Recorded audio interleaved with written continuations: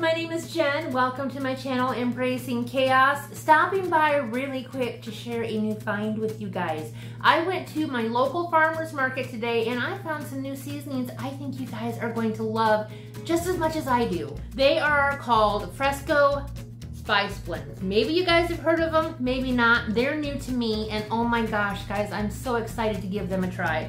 I got 3 of them for $9 a piece and then they gave us 1 free. We've got pizza blend.